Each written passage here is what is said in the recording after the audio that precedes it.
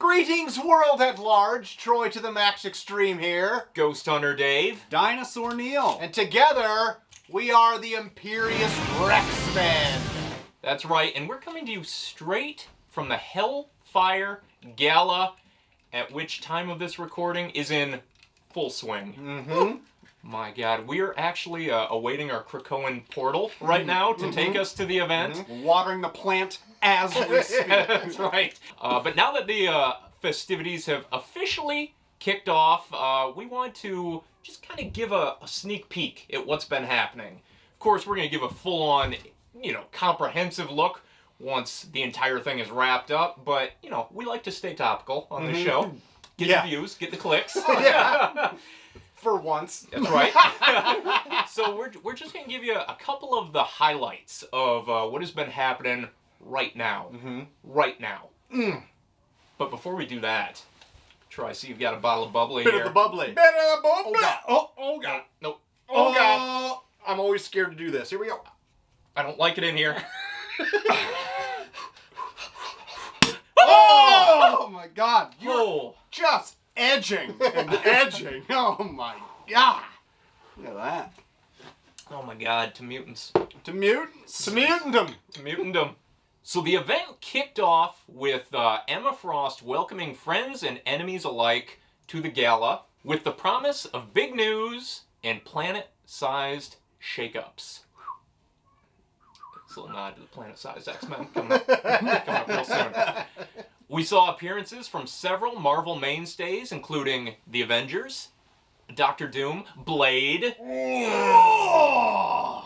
Fantastic Four, among others. Most notable in these arrivals was the whispered message that Reed Richards relays to Professor X, which may be a little reference to the old mind wipe that Professor X gave Reed back in Fantastic Four vs. X-Men. Look out. Oops. Look out. Also, Charles doesn't fare any better with Namor, who's made an appearance. Charles extends an offer to join the Quiet Council, which Namor, being Namor, immediately declines. Says it's beneath him, says he owns and rules 70% of the ocean. What's one little island to him? Come back with a better offer. Got him. And then as Namor heel turns and walks away, he goes and meets up with a couple familiar faces, which were all previous members of the Illuminati. Woo. So there might be some big stuff cooking. Big stuff. Charlie better watch his back. Whoa. Has he got eyes in the back of that Cerebro helmet? Better believe Nope. he Doesn't have eyes in the front. No. Nicely done. We also see a lot of animosity between various foreign dignitaries, many of whom seem to have become fed up with Krakoa's impact on the world. A Brazilian ambassador tells Emma Frost, "You will galvanize humanity in a way it never was, to confront the threat posed by mutant kind." Brazil. Coming out of nowhere. places. But despite all the ill will and the craziness going on, the mutants, it just looks like they're having a hell of a time. Boy, are they. It's like they just invited everyone to just throw it and flaunt it in their faces. Look at how great we are. I know. Oh my God. What are you wearing? What is that? What is that? Mark Anthony? Jumbo Carnation, bitch. Ever heard of him? Get topped off. Top it. Top me. So among all the festivities, they have a psychic concert, they have psychic fireworks, they have psychic everything. Iceman, constantly on hand to freshen everybody's drink. Multiple Man, literally doing the work of an entire serving staff through this entire thing. Also, every panel seems to be peppered with celebrity human cameos. So we have Patton Oswalt making an appearance. Nice. With Meredith MODOK Salinger. himself. Yep. Oh boy. Conan O'Brien. Guess they were also trying to be as timely as we are by enlisting Conan. George R.R. Martin, Method Man, Mark Maron, Eminem for some reason. All right. Mark Maron for some reason. Yeah. And Kevin Lock the Feige gates. himself. Oh, the Feig mask. Yeah, Yeah, that's that's the one I right. saw. Probably came in his ball cap and He did. Ah, He was wearing son his of a ball bitch. cap. His Avengers ball cap. Yeah. He comes up, saddles up along the bar with Cyclops, and he asks him, "So what's your story?" And Cyclops like, how much time you got. Oh, boy. And then gives him a spiel. But it was probably the biggest wink and nod to the audience. But you know what? This whole thing, it's just, the whole thing's a wink and a nod. Yeah. So what are you going to do? Yeah, It's a fun sidles time. up to the Cyclops. How do you want to be introduced in the movies? I am out of ideas. How do you feel about taking a back seat to Wolverine? I know how you feel about it, Wolverine, but... I would say the biggest reveal of the whole event so far, and granted, we're only 2 weeks in, we are introduced to the formation and the introduction of the brand new Krakoan X-Men team. They do an on-the-spot psychic election process, and the winning roster is made up of Rogue, Sunfire, Laura Kinney Wolverine, Sync, and Polaris, Okay. with Cyclops and Jean as the team leaders. All right. Interesting group. Yeah. Not A lot of your- second stringers. Yeah, Or yeah. third or fourth stringer. Yeah. Depending on your... Some definite randos in here. Yep. Krakoa's for all mutants. Yep. For all mutants. For all mutants! For all mutants. All right, so still to come in the gala, we have the planet-sized X-Men, of which we've had several hints so far. Could it be Mars? No. Maybe. I like the way you think. I like that you're not committing. Exactly. We also have a mysterious murder and the impending trial of Magneto. Look out. Mm. And if that's not enough, coming this fall, we have the first miniseries officially penned since Hoxpox by Hickman himself. And that's Inferno. What? My God. And apparently it promises to pick up several of the pieces that he lays scattered after the events of Hoxpox. So Okay. we might have some answers coming our way. Awesome. So how about that? That's What an event. Quite an event. My God, we haven't even begun to cover that event. We haven't even begun. We're in our attire, but it's only the first stage of our attire. Yeah. There's more. It gets hotter from here. You may get full pants by the end of this. I've been covering up my legs, so that wasn't a thing. The fact that you wore cargo shorts is the Goddamn. reason that we're waiting on this goddamn Krakoan portal. They don't want to be seen with some guy in cargo shorts. I'd love it if These the are portal. cool people. I'd love it if the portal just stopped cargo shorts, so Troy bounds through. Breaks his and nose on it. Yeah. Kitty Top pride. half goes through. Yeah. Sawed off. Nope. And then Oh he has my to God. wrestle through the portal with pants slowly coming off. Dick in the dirt, just getting through it. Oh, you just synopsized like 3 of the occurrences Yep. that happen in Dawn of X, Yep. which we are getting to at the top of the hour. Well, Will. But yes, stay tuned. Lots of new news coming. Oh, wait. I'm sorry. Wait. I'm getting a psychic call. Okay, this is from inside the gala. Hang tight. Okay, I'm accepting the charges. Oh wow. Okay, it's our resident expert, Paul, aka Dayspring, host of Power of X-Men podcast, and he's actually reporting from inside the gala. Are right you now. kidding me? He got in. He How got are you in. kidding He me? got it. He's got connections. Oh my gosh. Okay. All right, Paul. What do you got for us? Hi, I'm Paul Flores, host of Power of X-Men, and I am Christian Frost from Marauders right now. And I'm Michelle Waffle, dressed as Emma from the Hellfire Gala, here with my brother, my fabulous brother. I'm excited with all this alcohol flowing and the festivities. Who's gonna hook up with who? I didn't even think about that. Oh, I know who I want to hook up with. me too. I want Cyclops or Zaddy Colossus. Oh, well, I'm stealing your man. He was going to be my That's brother-in-law. Okay. That's okay. You can have him. I think I might try my shot at Wolverine. Oh. Wow, stealing Jean's seconds again. There you go. Oh my gosh. Well, if she can have 2 guys, I mean. Whatever. I just don't do Wolverine.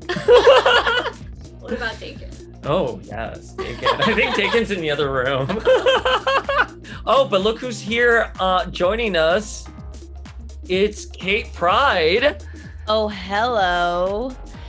I'm Alicia Wilder of the Ex-Wife Podcast, and I am Kate Pride from the Hellfire Gala.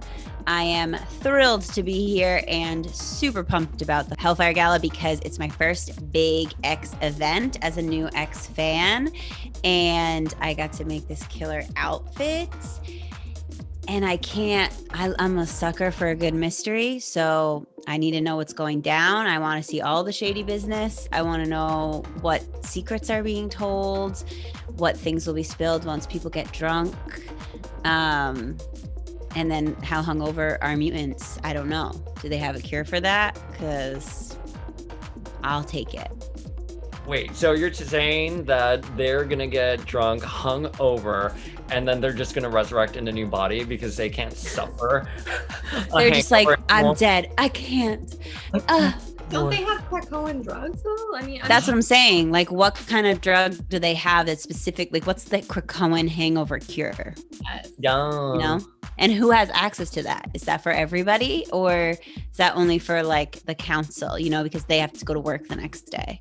You know, Emma's like, I'm not giving that out to anyone. Anyways, ladies, we're on Imperius Rex. What's up, Imperius Rex? Hey. We're so happy to be kicking in with you guys as you celebrate the Hellfire Gala.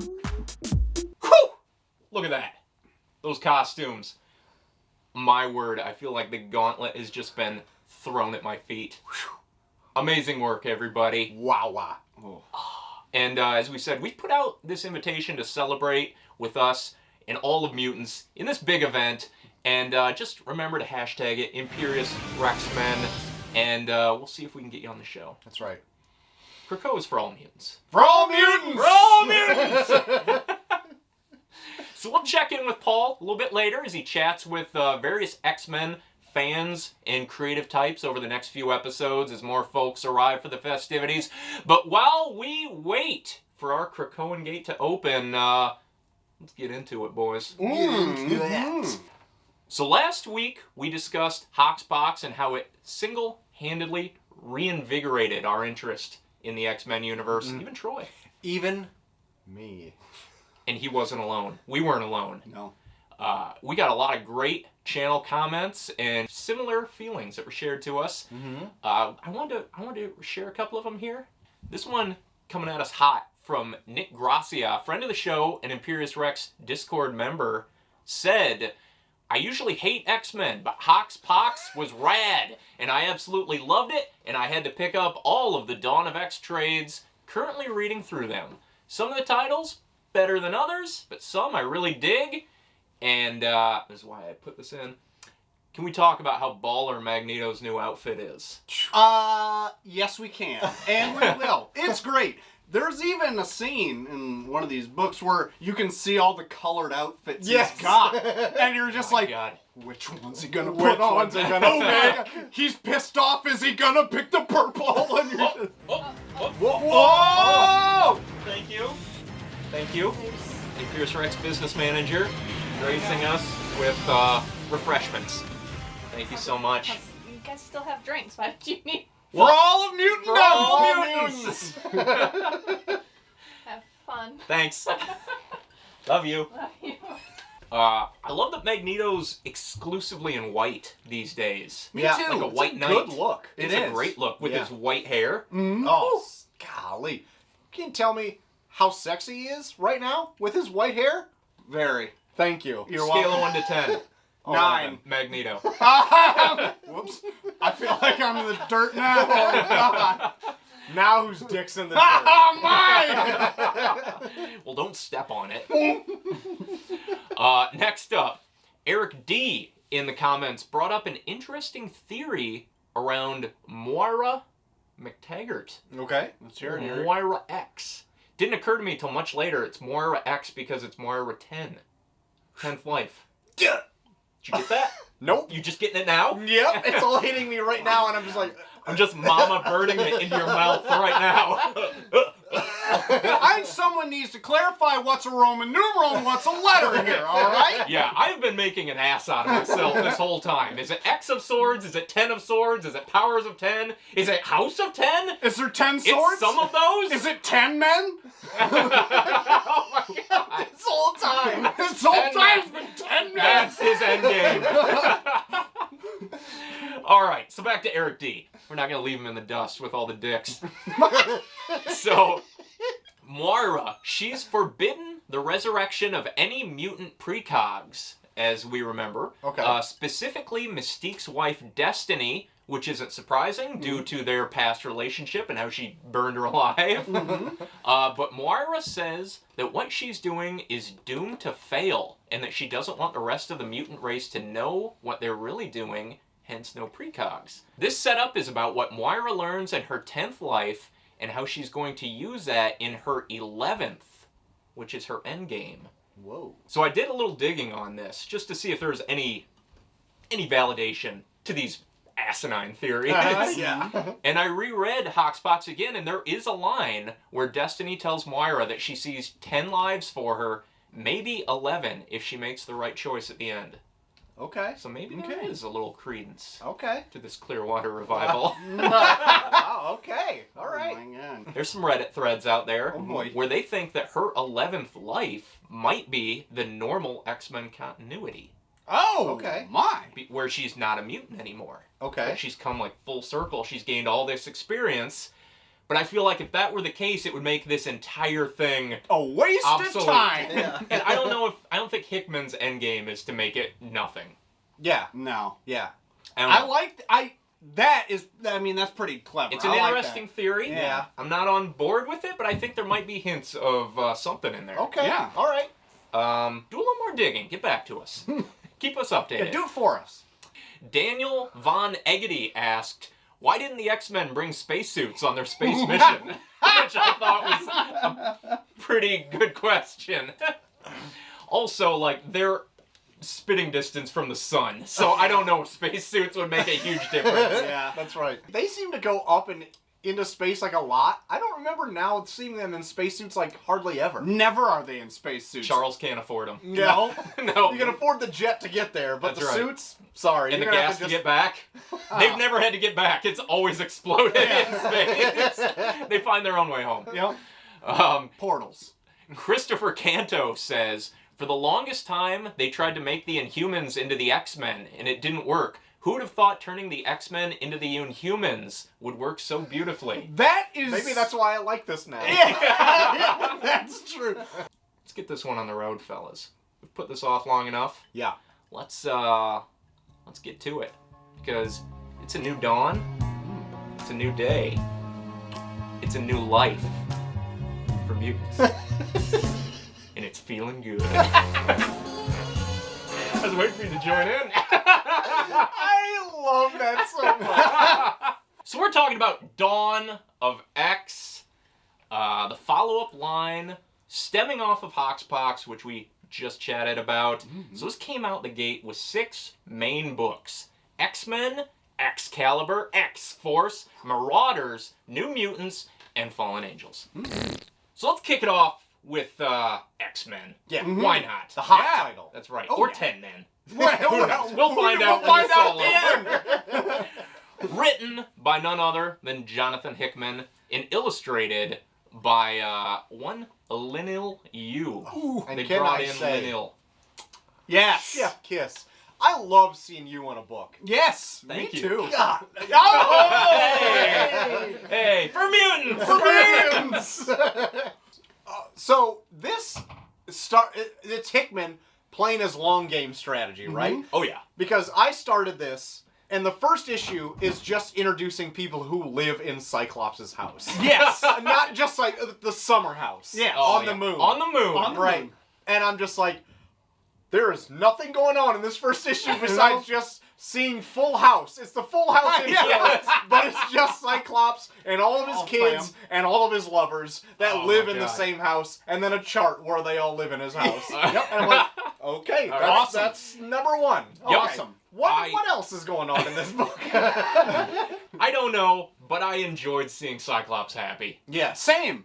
I agree. He's just he's just being a cool dad. Yeah. He's patching things up with his estranged father. Yep. Him and his bros are hanging out. Mm-hmm. And he's just like trying to bring his kids on adventures. Yeah. Let's Take go, your kids boys to and work. girls. Yeah. I know we were talking about how the original Hoxpox was accessible for new readers. I think accessibility plummets in like these As soon following as it's books. over. Yeah. Mostly because like a lot of this, the first few issues, like Vulcan is a big thing, and I'm like, I don't know who Vulcan is at all. He's a Summers brother. Yes, he is, and I didn't know that at all. Bit of a lush, if I can say so. If there was, me and Dave were talking before we started recording. If there's one thing I felt like I should have read before I went into this was War of Kings, which is like an event that came. Way 10 years ago, maybe at this point? And that comes up later in this title, but it also not introduces so much, but he's a mainstay. Vulcan is a mainstay in that title, and I don't know much about him, and I feel like I don't really. I'm diving into the deep end, going right into this X-Men title. At this point, I don't know if we need to. Like, I'm hoping it'll eventually pan out. Wean its way out. The Hickman long game will eventually work its way through me, and I'll be like, oh, okay, I get it now, or it didn't matter. Yeah, exactly. And the offshoot titles don't hold your hand in this regard either. And we'll get into those. No. I will say one thing, all the offshoot titles have, like, one plot line that they focus on. Yep. This one, almost every issue is a completely different scattershot of characters and things going on. Yeah. And I think it's because there isn't, like, an official X-Men team at this point. Yeah. I think since Krakoa was founded, they don't need, like, an X-Men. So it's just like, here's some mutants. Yeah. Here's what they're doing. And a lot of the offshoots, too, that are introducing, like, I'll take X-Force, for example. They're like, this is why we need the X-Force. Exactly. Yeah. Like, they give you specific examples on why they need X-Force. One big one, which we'll get to. Yeah. Yes. And all, like, New Mutants, all of those, like, they give pretty firm definitions on why they need those. But X-Men proper is just kind of like all of them. Yeah. So you're just like, if okay. anything, it's Magneto and Cyclops heavy, which is good. Yeah. But Yes. even heavy is a strong word. Yeah. They are in it more. Yeah. Can we talk a moment about how great it is seeing Wolverine and Cyclops just being best buds on the moon? So cool. It's so good. Sharing a beer in, like, lawn chairs, looking at Earth. And Cyclops is like, hey, I'm taking my kids to, like, Andromeda 6. They've got some great beaches. Yeah. And Wolverine's like, Genie in a bikini. Yeah. Cyclops is like, Scott in a Speedo. And then Wolverine's like, Clink. you know me. And did you notice in the layout, the floor plan of the Summers house, there's Cyclops' room, there's Jean's room, and then there's Logan's room, and they all connect? Yeah, they all have open doors between them. Yeah. It's great. I don't know what's going on, but I love it. Yeah. I feel like all the X-Men are just completely, like, whatever. Yeah. That's like definitely with Hickman taking over the title. I don't know if it's him or not, but like it does feel like an Eden that they've created, and it's like free love, and it's like whatever happens is cool. Yep. Like it's as long as the humans are opposed to it, we are into it. Yes, that's it. Yeah. And on that, like, I mean, the X-Men have always kind of stood for, like, diversity and oppression. Yep. Right? Like, when they first came out, it was very much like civil rights types of movements. And I feel like the gay community has completely and wholeheartedly adopted the X-Men to the point where, like, I just feel like all the X-Men are gay at any or bi at any point in time. They would not be opposed to whatever pops into their bedroom. Like, not at all. Why not? Nope. Yeah. For mutants. So yeah, we're talking about Cyclops just being a happy dad. Yep. And then he's like, hey kids, want to go check out a new island that pops up? And then we go into issue 2 and we're introduced to a new sentient island. Yes. Which it's so subtly introduced. I'm like, wait, What? So they did briefly bring it up in Hoxpox. Did they? Yeah, I because might have missed that and it's detail. only a line that like Apocalypse says because he said he ruled this Arkoa or whatever it's called. Just Araco. Just an anagram of Krakoa. Yeah. So Apocalypse does mention it very briefly that he remembered this island being around. Yeah. It was one which was split into two. Yep. From the Twilight Sword. Yes. Which we're going to get a hell of a lot more of later next week. It is basically the yin to Krakoa's yang. Yeah. And it is moving at an accelerated pace towards the island, and they're like, let's go check it out. Get your gun, Cable. You got the big gun? No, the bigger gun. Right, let's go. So him and Rachel Summers head off, and they find another island. It's populated by monsters that they battle, and then in typical Hickman fashion, there's an albino gentleman. So check your Hickman bingo card there. Yep. And he is called a summoner, and he has come from this mysterious portal in Araco. And we don't get a whole lot more yet, other than we get enough. We find out he's Apocalypse's kin, a grandchild, and there's a whole nother world beneath Araco.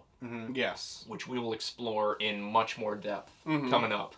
These islands gonna fuck. And and then the islands fuck. I forgot the best part. They totally fuck. Yeah. But that's like a Hickman game though, because I remember reading New Adventures when they introduced like some random shit right at the beginning. It's like, wait, should I know this? Yeah. And it comes back The way first later. panel, Hyperion is pulled through the gateway of a dying world. Like, and you see that when? like, Omega guy or I don't yeah. remember. And do you see him as like Nihil, yeah, and the you're horny demon. Well, what the fuck is up with this guy? You find out like issues later. Yes. It's like, where does he come in again? Yeah, that is totally a Hickman. And that's kind of like what the summoner is in this. You really only see him twice in this whole two trades of this. Yep. He seems benign at first, but you soon find out he's up to no good. Oh yeah. Up to no good. To be fair, Troy, did you read that far? Yeah. Yes, I did. All right. To be fair, Cable gave him a grenade that exploded in his face, so he fucked up. Cable seems like a dumb shit. Yeah, he almost sounds like When an is he gonna idiot. get weathered and old? Because I like him know. so much more that way. Yep. After that, we are treated to a cadre of foul-mouthed old women called horticulture. They are botanists who want to take over the Earth's food supply because they're sick of basically humanity just wrecking the world. Yeah. So they're just gonna take it, hold it for ransom, I guess.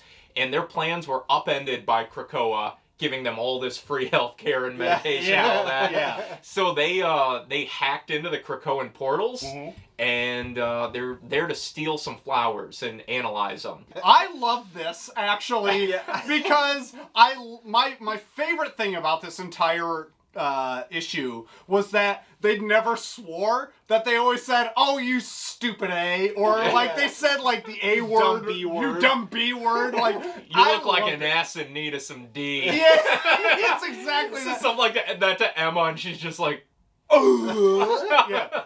Hi. and Sebastian Shaw is just like, But it's just like they're literally like 90. One of them's like 90 years It's the old. Golden Girls It as is. bad it is. guys. Yeah, exactly. It absolutely is. They do pop up in the Empire crossover. Do they? Yes. Okay. And I read that. I never read Empire, but I read the crossover because at that point I was reading all the X-Men shit. And it was quite good, actually. Was it? Yeah, like, I've been meaning to buy it because it was a really good read. And it got more of these Golden Girls in it. So I'm like, yeah, follow it up with I'm that. gonna read that. We also shine a light on Mystique, who Xavier and Magneto have been manipulating and withholding the resurrection of Mystique's wife, Destiny, until she carries out various surveillance missions on Orcus for them. And Moira said that there can be no precogs, as we talked about earlier, in this timeline because everything would fall apart. Why, I wonder? Yeah, I don't know. This is a point that I'm curious to see expanded on. Like, I don't know because obviously it's not like set in stone how the precognition like kind of works. So is it set in stone? Is it not? Is it just for the like a foreseeable future kind of thing? So it's very bizarre, but this is one of those things I was touching on in Hoxpox. I was like, man, this is slimy for like, This might be them at their worst. Yeah. Like just what they're doing to Mystique. Yeah. Because they're like just roping her along, and she doesn't know that they're not gonna resurrect Destiny. Yeah. Yeah, I don't know. I don't know what's going on with this. It's pretty shitty. Yeah. Pretty shitty. But there's like a whole issue dedicated to this, and we get a flashback where Destiny knew this would happen, and she mentions to Mystique that you need to bring me back at all costs, even if it means burning down everything that they've built. So that might be where Inferno is leading. Okay. Yeah. Okay. Yeah. Burning. Yeah, for mutants! For all mutants! Oh my god. We also get a couple goofy issues about a stolen brood king egg, which I don't know anything about the brood. I learned a lot about the brood on these few issues. Yeah, I know. Well, that's it. I think I learned it. Everything I know is from this. Yeah. Including the fact that this brood king egg was created by the Kree in an effort to weaponize the brood swarm. Yeah. Because they only answered to the queen, and they like created this fake egg where I don't know how you use it. We find out. Yeah. But I don't know how they would actually put this into play logically, that they could overthrow the queen and control the hive. Right. This was definitely an issue where it was like... It's 2 issues, actually. Like, Yeah. they dedicate a lot of time to this. I think it's because it's like, we've talked for a lot of issues. We need somebody fighting something that that's not a human, so we can kill it. Yeah. Like, but yeah, the Brood is also one of those things where I'm like, okay, there's Kree, there's Skrull, there's Brood. Like, there's and there's like the Shi'ar. Like, those are your alien focuses. So that's really all I knew about the Brood and how they looked, I guess. Yeah. Well, The alien knockoffs. Yeah, that's exactly Yeah. what I was going to say. Yep. This one, it wraps up with a big fight on Earth where all the mutants get involved. They fight the Brood, and it ends with this really weird character that I haven't. Brew. I haven't been up to speed on X-Men prior to Hickman, but this is apparently like a human-like Brood. Yeah. He wears little beast glasses. And a suit. Yes. But he eats the egg. And like accidentally. Yeah, so the way you said it there is how it happened in the book. They're all fighting, they're like, they all stopped. He's like, I ate the egg. And then it's like, what? I guess I'm the king now. Yeah, that's pretty much it. 2 huge issues, like leading to somewhat what you could assume would be a world-ending event of trillions of Brood trying to find this king egg, and then Brew being like, I ate the egg. I ate it. Like, oh, I ate it. I ate guess the egg. you're the king now, you dwarvish little dweeb of a Brood. Oh my god, I want to read more Brew stuff. We need more Brew. I think he's in Wolverine and the X-Men that Jason Aaron wrote. Oh, is he? Where he I have attends no idea. the Jean Grey school that Wolverine's teaching at. But I don't know anything more than that. Like, I need some more Brew. Tell me how I can get some more Brew in my life. These 2 issues do a lot of build-up because they start like 8,000 years ago. Yes. Where like the Kree are like, we need to weaponize the Brood. We can do it. Supreme Intelligence, does this seem like a good idea to weaponize the Brood? I feel like, yes, it would be a great idea. As long as no one eats the egg. Let's make an egg. And then they make an egg over thousands of years, and it all leads up to this small dwarvish little thing just mauling down on this freaking egg. I ate it. I love it. Oh, then nothing is followed up on it either. So like, Hickman long game. I'm sure it'll come into play. He'll lead the armies. Well, that's what the gates of that's what I Valhalla. thought it was gonna turn into. Is like, I can control the Brood that have come here. Not yet. No, but we'll see. Like, you think it's playing the long game. It's like, fuck it, I'm ending here. Yeah. Just done. And then it'll come in like They way stop the later. phalanx. Yeah. Or the phalanx is about to eat the earth. The Brood is coming with Brew like leading the charge, and then the phalanx just. Yeah, exactly. So. A lot of fun in those. Yeah. Fun Dad Cyclops, eating eggs. Yeah. What more could you want? Exactly. There are 2 very notable issues, I think, in these first 2 trades that we're kind of talking about in this Dawn of X period. Both of them are these Brood issues. Exactly. Yes, you got it. We already covered it. Moving on. It's actually just that panel 48 times. The equivalent of 2 issues. I hate it. So one other great moment I want to bring up is there's a crossover, a few issues where it's the Empire event. Yeah. And the Kotati aliens are coming after Krakoa real hard. But Magneto is putting his foot down and he's giving And up the their boot. asses. And he's boy, putting is the he boot ever. down real hard. To the point where he enlists Magma and Iceman together. Oh my God. In a contingency Yes. plan, the biggest one, where it's like, okay, we need to put this into effect. There's a volcano on the island, correct? Magma's like, it's dormant. Yes, it's dormant, but I think I can do it without fucking up the whole island. Okay, erupt it. So she erupts it, and he's like, Iceman, it's up to you. Freeze it. You got it. This hot molten iron freezes in the air, and Magneto's like, now it's my turn. And takes the hot shards and just fucking chunks of the shit at the Kotati aliens, just taking them all down at once. And it's the biggest fucking power move in this whole goddamn thing.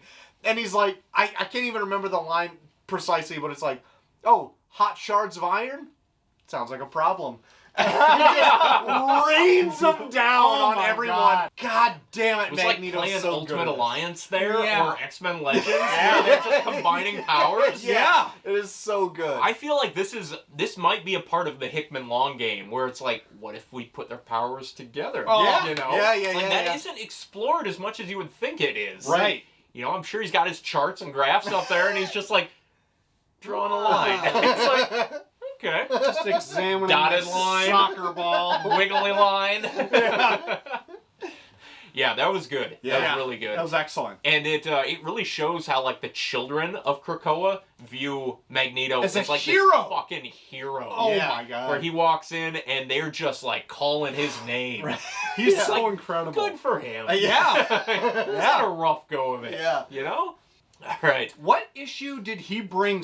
What was it that he kept smashing satellites down? Was it? It was that same one. That- Was it Yeah. that same one? Yeah. Okay. Yeah. Because like the big Oh, bad yeah, just Kotati boom. guy is just like, you can't defeat me. I just kept smashing him with them. Love that. So, in all seriousness, Yeah. let's talk about those suits. When Oh, can we talk about the suit? I think it's issue 4 where Magneto, Charles, and Apocalypse go to a dinner with the United Nations Yeah. to chat about the acceptance of Krakoa, and they show up looking their best. God, do they? I'm just gonna let you go. Just go. Holy smoke. So, you got Charles Xavier with helmet still. Oh yeah, never Looking without dapper, helmet. Looking pretty sharp in that suit. Yeah. You got Magneto walking in. White. Spotless. He's got the silver fox hair. Ah. He's got the stainless white suit. And then you got Apocalypse. Full suit. Oh my God! Can you imagine? Oh my God! Did they make those suits in Egypt? I didn't think I so. don't even think Oh so. my Where's God. he putting those tubes? I don't We know. don't know. Oh my We God! don't know. But Two pockets. Apocalypse Oh in a my suit? God. You gotta be kidding me. It was probably my favorite sight out of these whole thing is Apocalypse so cleaned up, and I'm like, I don't know a ton about Apocalypse, but I feel like he would never get in a three-piece suit. But my God, he was like, He "He pulled it off. Krakoa, He I'll pulled it off. get in a suit." Oh my God! For mutants! For mutants! And so not only that, but Cyclops and who was this other guy? I am not familiar with the other guy who was like their bodyguard. Gorgon. Gorgon, yep. Who's not the Inhuman Gorgon. No? He He's- can still turn people to stone, but he's like a master swordsman. Okay. He's actually from Hickman's Secret Warriors. Okay. I don't know if he originated in that, but he plays a big role in that. Okay. Which I have been reading. They are like their head of security as they go there. Mm-hmm. And Because they're like, of course these assholes are going to try They're to gonna fuck try us. to fucking kill us. So they're Yeah. sitting there and they're doing their whole thing with their UN like Dinner. Greenpeace group Yeah. or whatever. And like Xavier's like, oh, they're gonna try to kill. They're trying to kill us. Scott, There's you. somebody Scott, upstairs there's someone and trying to kill downstairs. us. do you mind just like taking care of this? And Scott's like, excuse me, guys.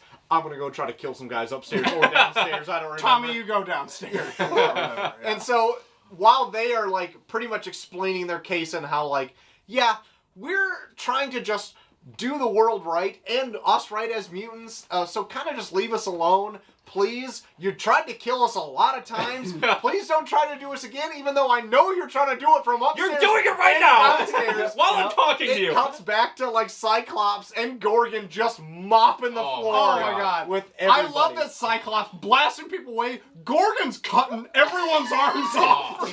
Taking Just every arm he can. arms, Oh my he's God. hacking and slashing everybody's limbs off. So great. Yeah. Gorgon is a delight in this. Yes. I he is. really enjoyed him in this. At the end of Hox Pox, he's the one that Wolverine grabs a beer and goes up on the pedestal and hands it to him, and they like have a little back and forth. They there. would like each other. I don't know if they've had if they have a history or not, but I they have seem no- to like bury the hatchet there, and he seems like an amazing foil for Wolverine. Yeah, Oh, or a best bud. Yeah, after I'm Scott completely Summers. unfamiliar with him as well. So like, Yeah, give me us some more. Gorgon. Give us Yeah. some Gorgon hits. Yeah. Greatest Oh, yeah. hits.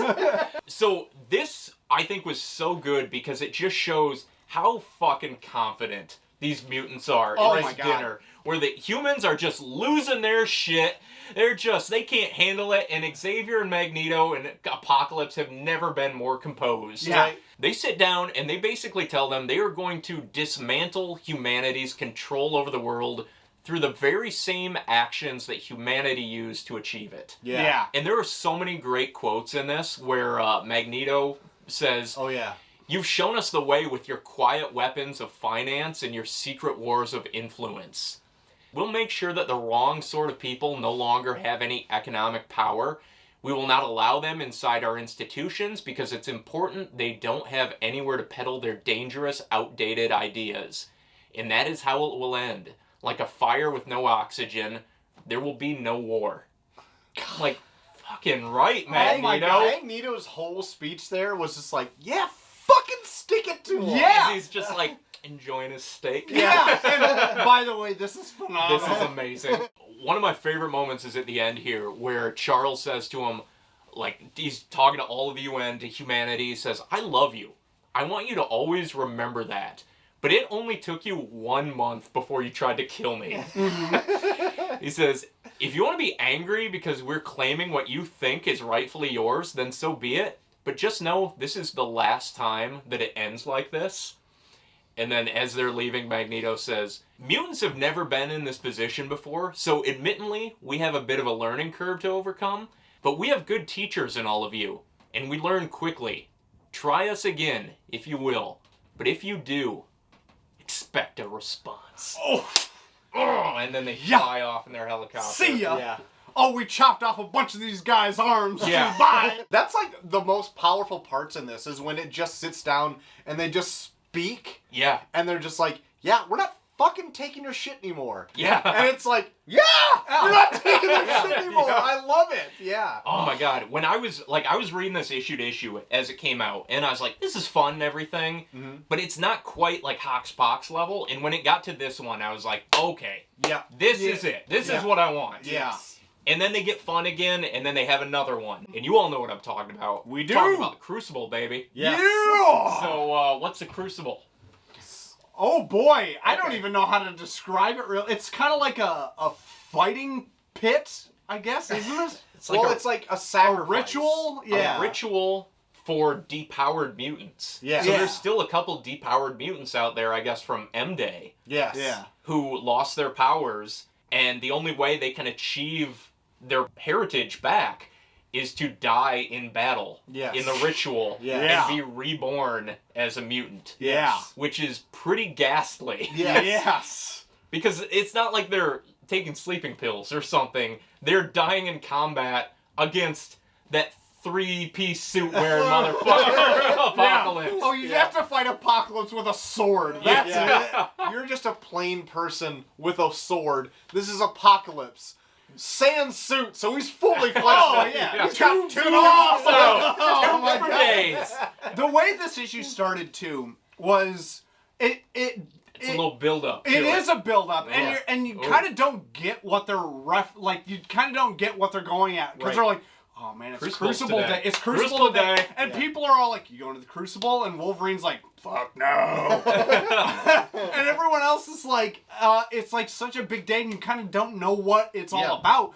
And then it gets to it and you're like, oh my god, they gotta go through a lot to kind of like get back to where they wanted to be. Yeah. It's like earning their place, I guess, as a mutant. It's kind of it is barbaric. Yeah. It's like we had no right having our powers taken away at all. To get them back, we have to die through this horrible means of being slaughtered. Yeah. But sure, All right. we'll do it, I guess. Yeah. But yeah, that's the whole thing. And I don't even know what the mutant.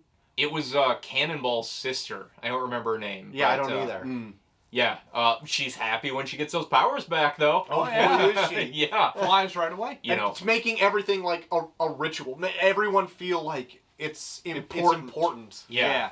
I like that aspect too, because like I feel like if you got that into a routine, like that's when you kind of lose the gravity of it. You know, I like that they're putting this big whole ceremony into people being reborn, either when they die on a grotesque mission into space, or if they're just doing this to like the depowered M-Day mutants. Yeah. So I think they portray it through like maybe the best character to encapsulate this is it's through Nightcrawler's eyes. He's having a conversation with Cyclops. Yes. And him being a religious man has issues with this, but he isn't quite sure if they're warranted, I guess. And by the end of it, he's left feeling like, I think I need to start a mutant religion. Yeah. Which I'm like, okay. Yeah. Where's this going? Yeah. I love that conversation he's having with Scott, and him trying to like rationalize it is like almost painful for him because you can't like it's this is like the most insane thing you'd have to see as like a religious person, like Christianity, a religious type person. Yeah. So through his eyes, you're just like, man, you just gotta change how you look at it. I guess. Like the whole question of like when you die and are reborn, does your soul inhabit that about body, the soul. or does it? It's all that stuff, and he's like questioning his own belief system because of that, because of like what they're doing with the. It's like a whole huge, heavy concept. I want like a fucking Nightcrawler miniseries on this. Like that seems like kind of a blind spot right now because he's obviously building like something here. Yeah. He's building a culture and establishing like this whole community and theology of mutantdom. And I know there is a book that just started called Way of X that is focused on Nightcrawler, but I haven't read it yet. I will before next episode, but I'm curious how much it goes into this. And if it doesn't, when are we getting more of this? Yeah. Because this seems very important, and it seems like something Hickman would be very interested in writing about. Yeah. Another patch on that soccer ball. Oh my god. Even just a small aspect of like Nightcrawler sitting up on top of his little ledge, and he's like, you see that building over there? It's got no entrances to get in it. And I've been so curious, and the curiosity finally overtook me, and I teleported into it, and it's everything I wanted it to be in a building. Like, so for some reason, it felt like it was built just for me. And the curiosity of that got me. And I'm like, I want to teleport into this book and ask you more questions. I know, right? No! Put on the brakes. This has been too much X-Men. Too much. Have you reached your limit? I've topped out at X-Men. Oh my god. I'll tell you that right Are you now. going to implode and or explode? I will do both simultaneously. My god, that's how black holes are created, I will Troy. explode. Oh my god. There's too much going on at Some one would say time. that's staying exactly the same. People out there, if you would like to join us for part 2, please do. And if you would also like to join us on Patreon, you can also do that. Just search Imperius Rex. Yes. Full disclosure, this episode went so long and we got so drunk. We had to split it into 2. It was a need, not a want. We had to cleave it in half like Krakoa from Araco by the Twilight Sword. Quit My fucking. god, this Dawn of X has just about done us in. That's right. But tune in next time as we return to Hickman's grand plan here. That's right. And we follow up on the rest of these X titles. Yep. But until then, I have been Troy to the Max Extreme. Dinosaur Neil. Ghost Hunt today. And we have been in the Imperious Rex Men. We'll see you for part 2 coming soon. Bye-bye.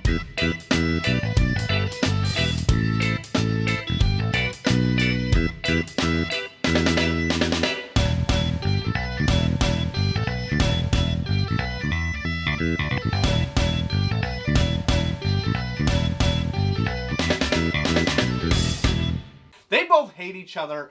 They are trying to just kind of fuck each other's shit up like all they can. like a married couple. Like a married couple would.